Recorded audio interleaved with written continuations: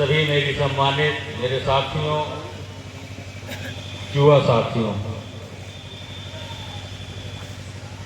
ये बहुत ही भावुक क्षण है। आप जानते हैं कि बलिया वीरों की धरती रही। इसी धरती पर मंगल पांडे, चित्तू पांडे जैसे विभूतियां तथा हमारे इसी क्षेत्र का प्रतिनिधित्व करने वाले जननायक चंद्रशेखर जी भी इसी क्षेत्र से रहे।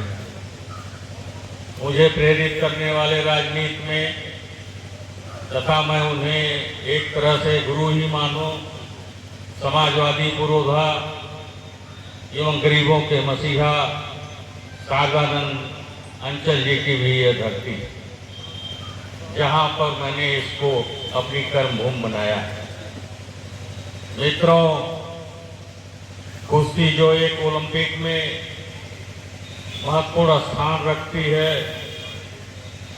कुश्ती कला में पारंगत तथा यहाँ की एक विभूति जो आज हमारे बीच नहीं है, उनके स्मरण में हम ये सारे कार्यक्रम कर रहे हैं। जिला केसरी हरेंद्र यादव जी एक निश्चय ही बड़े ही सादगी और सौम्यता के स्वभाव के धनी थे।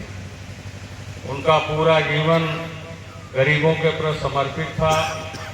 वे बिना किसी छल कपट के, बिना किसी भेदभाव के सभी जात, सभी धर्म और सभी वर्ग के लोगों का ध्यान रखते हुए कुश्ती कला में उनको दांव पेच सिखाते थे। उनके अंदर समरसता का भाव था।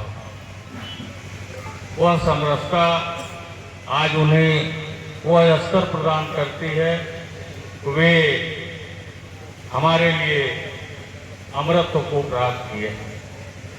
मित्रों, कोई मरता नहीं, उसकी स्मृतियां हमेशा शेष रहती हैं। आज स्वर्गीय हरेंद्र जी हम लोगों के बीच नहीं हैं, लेकिन वे हमेशा जीवित हैं हम लोगों के बीच। हमें कभी यह नहीं भूलना चाहिए कि उनका जीवन हमेशा जब गरीबों के लिए समर्पित था, क्षेत्रवासियों के लिए समर्पित था, जब भी कहीं किसी द्वारा उत्पीड़न किया जाता था, वे पंचायतों के द्वारा एक सरपंच की हैसियत से उसका समाधान निकालकर बहुत से मामले निपटाते थे, जिसे अनावश्यक किसी को न्यायालयों में जाना और कोर्ट कचहरी में जाने से वो बच जाते थे। ये एक बहुत बड़ी उपलब्धि थी। ये उनकी इस भूमिका को हम नज़रअंदाज हमें नहीं करना चाहिए। मित्रों, कुश्ती एक कला है जिसमें वे पूर्ण रूप से पारंगत थे। उन्होंने देश के कोने कोने में भ्रमण कर अच्छे अच्छे पहलवानों को उन्होंने चित किया, आसमान दिखाया और बलिया जिले का नाम रोशन किया। उन्होंने एक महत्वपूर्ण प्रतियोगिता के द्वारा जिला केसरी भी बने और जिससे इस क्षेत्र का ही नहीं, उस समाज का ही नहीं, पूरे बलिया का नाम रोशन। मित्रों, मुझे आपने विधायक चुना। मैं उस समय एक उपचुनाव चल रहा था, उसी में जिस दिन उनकी मृत्यु हुई, अकस्मात एक वज्रपात जैसा था, मुझे सूचना मिली। मैं वहां से तुरंत चलकर मैं यहाँ पर आया। अपार भीड़ थी, जनसैलाब था। यह उनकी लोकप्रियता और कर्मठता की प्रकृति थी और जिसके कारण मुझे उनके तक पहुंचने में बड़ी मशक्कत का सामना पड़ा। और इसके बाद मैं वहां जब पहुंचा, उनका चेहरा देखा। देखने से बाद मुझे तनिक भी नहीं आभास हुआ कि ये आदमी कहीं दूसरे लोग को पधारे। एक जीता जागता चेहरा, हंसता फुलता, जैसे एक नॉर्मल जिंदगी में आदमी रहा था वैसा लगा।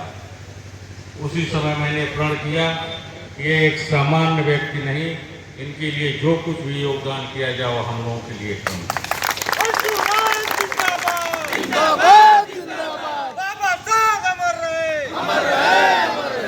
होना चाहिए और मैंने उसके नामकरण का प्रस्ताव रखा और यहाँ से लेकर लखनऊ तक सारे जगह बात करके मैंने तत्काल उसकी स्वीकृति प्रदान करके उस रोड का नाम स्वर्गीय हरिधर जी के नाम पर रखा गया। यहाँ पर एक गेट की आवश्यकता पहले से ही महसूस हो रही थी। गेट बनवाने में बहुत ही दिक्कतें आ रही थी। जिला केसरी थे, उसके लिए जो गाइडलाइन बता रही थी कि स्वतंत्रता संग्राम सेनानी हो, शहीद हों या ऐसे महापुरुष हों, उन्हीं के नाम पर ये गेट जो है हो सकता है और उसी में सरकारी धन जा सकता है। लेकिन इस पर मैंने सीडीओ से सीधे बात करके आपने जो बताया, मैं अपने अधिकारी के प्रभाव से या जो भी हुआ मैंने उनको कन्विंस किया और कन्विंस करने के बाद इसकी स्वीकृति मिली और आज इसका शिलान्यास हो रहा। मित्रों, मेरे मन में भी एक बात है कि जो उनका अखाड़ा था वह एक पवित्र भूमि है, उसको मैं स्मारक के रूप में डेवलप करूंगा।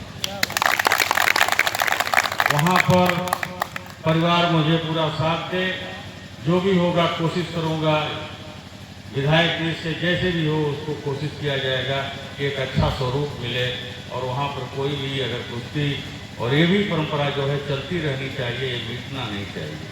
उनका नाम कभी ही चलता है। क्षेत्रों बार बार नाम आता है। मेरे प्रिय छात्र नेता जी वक्ता ही नहीं, आलोचक भी हैं, समालोचक भी। ये दोनों और बात करते हैं, अच्छा लगता है। मैं इनका बहुत सम्मान करता हूँ, क्योंकि कमियों को बताना या उधर इशारा करना वो अपने में सुधार लाने जैसा होता है। मैं जो आपके यहाँ का बागपत कहते हैं, मैं उसे सिरोधार्य करता हूँ। मैं जब चुनाव की गणना चल रही थी, छात्र नेताजी उस पंडाल में थे और मैं 3 बजे के आसपास गया, क्योंकि उसके पहले मैं लगभग थोड़े थोड़े ऑटो से पिछड़ता जा रहा था। लेकिन यह बागपत की एरिया ने मुझे विजयी बनाया। मैं इस तरह से इस क्षेत्र में मुझे एक चिकित्सा, एक अस्पताल की मुझे बहुत ही खटक रही थी, क्योंकि कोई बात होती है लोग मऊ भाग कर जाते हैं, बलिया नहीं जाते, बेलतरा नहीं जाते। यहाँ के लिए सुटेबल बलिया ही है, ये बेलतरा मऊ ही है। मुझे लगा कि यहाँ पे पीएचसी कलरापुर में काम कर रही है, वहाँ पार्ट टाइम एक डॉक्टर बैठता। मैंने पूर्णकालिक डॉक्टर बैठने के लिए वहाँ पर सुझाव दिया, निर्देश दिया, लिखा भी, शासन में भी लिखा। लेकिन यह बताया गया, मुझे स्वास्थ्य मंत्री ने बताया कि विधायक जी डॉक्टरों की बहुत कमी है, इसलिए जब तक ये मेडिकल कॉलेज हमने बहुत से बनवा दिए हैं और डॉक्टर निकलेंगे तब हम डॉक्टरों की नियुक्ति कर पाएंगे। फिर इसके बाद मैं विधानसभा में उठाया था तो भीमपुरा के लिए एक CHC की स्वीकृति प्राप्त हुई, जो 1 साल हो गए। अब हमें आप भीमपुरा से लेकर केडरापुर तक के बीच में भी कहीं जमीन उपलब्ध करा देंगे, इंगित कर देंगे, तो वहाँ पर एक CHC सामुदायिक स्वास्थ्य केंद्र का निर्माण हो जाएगा, जिसमें 30 बेड होते ही होते हैं, 6 डॉक्टर होते हैं। तो आप एक छोटे मोटे इलाज के लिए यहाँ वहाँ भागदौड़ नहीं करनी पड़ेगी।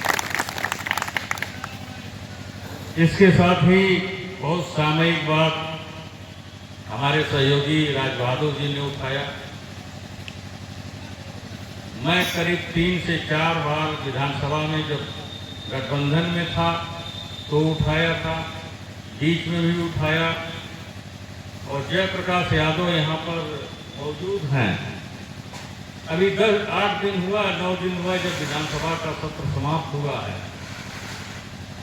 इसमें भी मैंने ब्लॉक निर्माण की को 301 के अंतर्गत उठाया। अगर होगी तो इनको काफी अभी होगी, ये पढ़ के सुना दो। वो ये नहीं कि मैं कह दिया, आपने कहा मैं उसका जवाब दे देता, वो नहीं। कथनी और करनी में कोई अंतर नहीं पाया। मेरे पास ब्लॉक निर्माण के संबंध में पत्र भी आया है।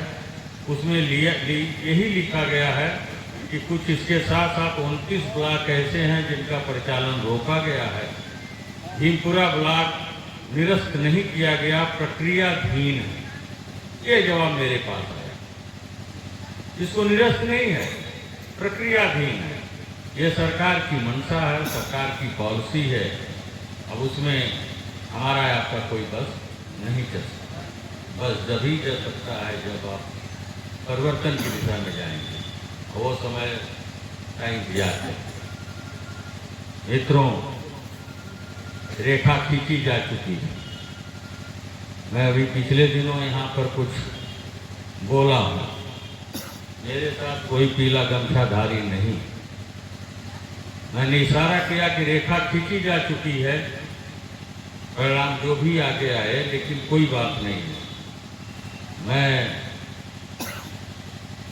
इस बागपत की जनता के साथ पूरी तरह से समर्पित भाव से खड़ा हूं और खड़ा रहूंगा, खड़ा मिलूंगा। जो भी आपके जिंदाबाद जिंदाबाद जिंदाबाद। हरिंदर पहलवान अमर रहे, अमर रहे, अमर रहे। इन्हीं शब्दों के साथ मैं पुनः स्वर्गीय हरिंदर यादव पहलवान जी को नमन करते हुए श्रद्धा सुमन अर्पित करता हूं। जय भीम, जय समाजवाद।